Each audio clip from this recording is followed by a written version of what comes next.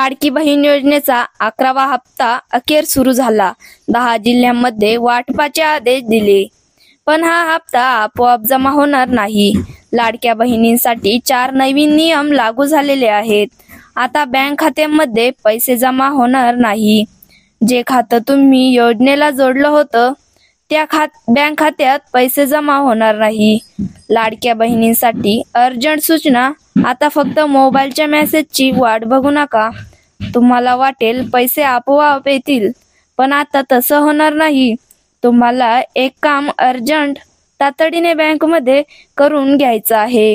जर ज्या बहिणी हे काम लवकरात लवकर पूर्ण करतील त्यांनाच पैसे लगेच जमा होणार आहे. ज्या बहिणी लवकरात लवकर हे काम करणार नाही, या 4 नियमात बसणार नाही, यांना पैसे लगेच मिळणार नाही. पैसे यायला उशीर होईल. कदाचित त्यांची योजना ही बंद होऊ शकते. आता तुमच्यापैकी बऱ्याच जणांना प्रश्न पडला असेल, बऱ्याचशा बहिणींचे पैसे जमा होत आहे. बऱ्याचशा बहिणींना 11व्या हप्त्याचे पैसे जमा होत आहे. पण तुम्हाला प्रश्न पडला असेल, मला का पैसे जमा झाले नाही? याचे एकच कारण आहे.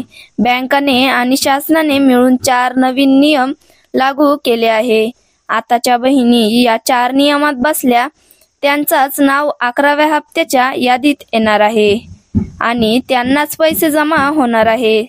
हे नियम आजपासूनच कठोरपणे लागू झालेले आहेत. फक्त 2 दिवसाचा कालावधी बहिणींना दिलेला आहे.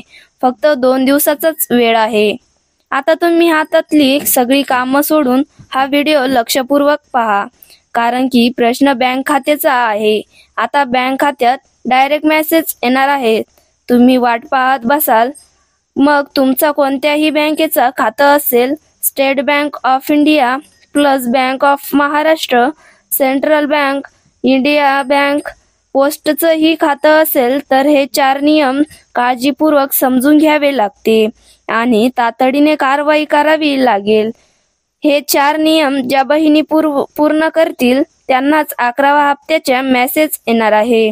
ज्या बहिणी या 4 नियमाचे पालन करणार नाहीत आणि जे काम पूर्ण करणार नाही त्यांना पैसे मिळण्यास खूप अडचण येऊ शकते. पैसे थांबवले जाऊ शकतात. त्यामुळे हा व्हिडिओ 1 सेकंद स्किप न करता संपूर्ण पहा. बहिणीसाठी लागू झालेल्या नियम. ज्या बहिणी ते नियम पाळतील त्यांचंच 11व्या हप्त्यासाठी नाव येणार आहे आणि त्यांनाच पैसे येणार आहे. 4 नियमांपैकी अत्यंत महत्त्वाचा नियम तर तो आहे जे आधार कार्ड बँक लिंकिंगच्या संदर्भात. आता तुम्ही म्हणाल, आधार कार्ड तर आधीच लिंक केला आहे. पण पहा, तुमचे आधार लिंकिंग आहे, पण ते सध्याच्या परिस्थितीत ऍक्टिव्ह आहे की नाही हे काटेकोरपणे तपासावा लागणार आहे. बँकाकडून हा मेसेज आलेला आहे. तुमचा आधार लिंक व्यवस्थित आहे की नाही ते चेक करा. तुमच्यापैकी अनेक जण म्हणतील, आम्ही अर्ज भरताना आधार कार्ड खात्याला लिंक होतं, आम्हाला आधीचे हप्ते सगळे आलेले आहे. तुमचं म्हणणं अगदी बरोबर आहे, पण अनेक वेळा काही तांत्रिक अडचणीमुळे बँकाच्या अंतर्गत सिस्टम अपडेट इतर कारणामुळे आधार लिंकिंग आपोआप निघून जातात. ते इनॅक्टिव्ह होतं. आधार लिंक आहे की नाही ते लगेच पाहून घ्या. आजच्या तारखेला तुम्हाला या खात्यात पैसे येतील. जर तुमचं आधार ऍक्टिव्ह नसेल, इनॅक्टिव्ह असेल, डिलिंक झालेला असेल तर मग तुमचा प्रॉब्लेम होऊ शकतो. त्याकरता तुम्ही UIDAIच्या वेबसाईटवर जाऊन तुमचा आधार लिंक आहे की नाही ते चेक करा किंवा बँकमध्ये जाऊन चेक करून बघा. यासाठी 2 पद्धती आहे. हे पाहण्यासाठी आधार कार्ड घेऊन तुमच्या बँक खात्यात जायचं आहे. तिथे जाऊन NPCI मॅपिंग चेक करू शकता. तुमचं खातं लिंकिंग आहे की नाही ते चेक करू शकता. यावर तुम्हाला डिटेल माहिती लागत असेल तर तीही आम्ही देऊ. काही शंका येत असेल तर कमेंट करा. आता 2 नियम पहा. दुसरा नियम देखील महत्त्वाचा आहे.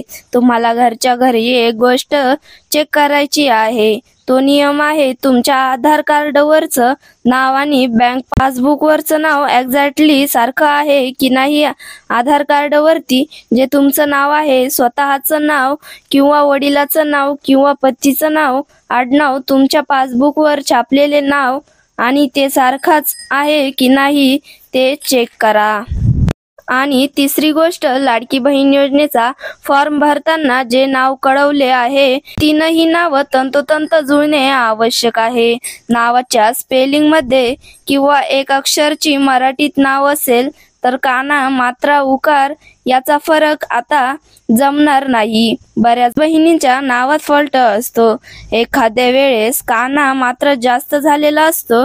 अजिबात हे चालणार नाही. अशा बहिणी अपात्र ठरणार आहे.